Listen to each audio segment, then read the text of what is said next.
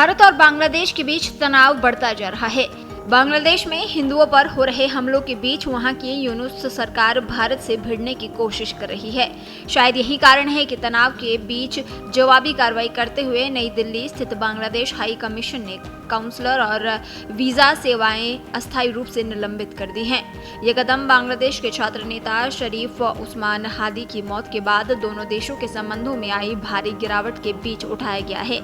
इससे एक दिन पहले भारत ने बांग्लादेश के दक्षिण पूर्वी बंदरगाह शहर चटगांव में स्थित इंडियन वीजा एप्लीकेशन सेंटर में वीजा सेवाएं अगले आदेश तक रोक दी थी। ये फैसला उस हिंसा के बाद लिया गया जो शरीफ उस्मान हादी की मौत के बाद सामने आई। हादी पिछले साल शेख हसीना को सत्ता से हटाने वाले आंदोलन का प्रमुख चेहरा थे। वहीं भारत ने बांग्लादेश की हरकतों को नजरअंदाज करते हुए मानवीय जरूरतों पर अपना फोकस बढ़ाया है। भारत सरकार ने मेडिकल वीजा के आवेदकों के लिए अपने वीजा केंद्र खुलवा दिए हैं। ये तब हुआ जब बांग्लादेश में भारतीय राजनयिक ठिकानों को सुरक्षा का खतरा था। भारत इस पूरे मामले को अभी पूरे धैर्य और संयम के साथ हैंडल कर रहा है, लेकिन बांग्लादेश की हरकतें भारत को उकसाने वाली है। बांग्लादेश का ये कदम एक दिन बाद आया जब उसने दावा किया कि दिल्ली में उसके हाई कमीशन के पास हुए विरोध प्रदर्शनों से हाई कमिश्नर और उनके परिवार को खतरा महसूस हुआ। भारत ने बांग्लादेश के इस प्रयास की कड़ी निंदा की है।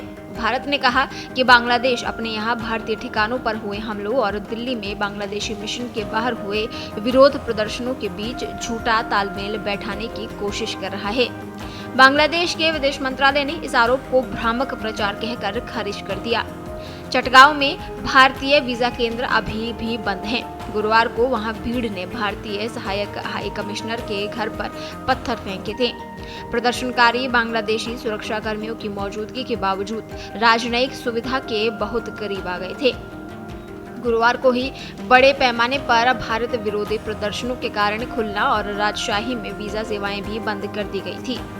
ढाका में एक वरिष्ठ भारतीय वीजा आवेदन केंद्र अधिकारी ने कहा, मानवीय जरूरतों को ध्यान में रखते हुए और सुरक्षा की बदलती स्थिति के बावजूद भारतीय हाई कमीशन ढाका खुलना, सिलहट और राजशाही में वीजा केंद्र संचालित करना जारी रखेगा।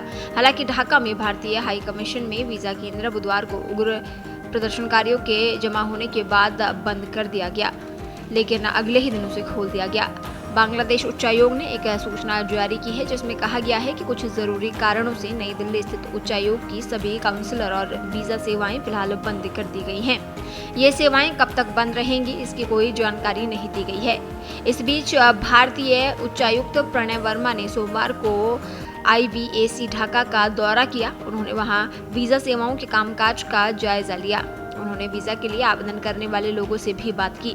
कई लोग मेडिकल वीजा के लिए आवेदन कर रहे थे। सूत्रों के मुताबिक प्रदर्शनकारियों ने राजशाही स्थित इंडियन वीजा सेंटर में खून खराबे की चेतावनी दी थी और यहां तक कहा था कि जरूरत पड़ी तो वे हथियार भी उठाएंगे। देश दुनिया की ताज़ा खबरें और वीडियोस के लिए अभी डाउनलोड करें पत्रिका ऐप।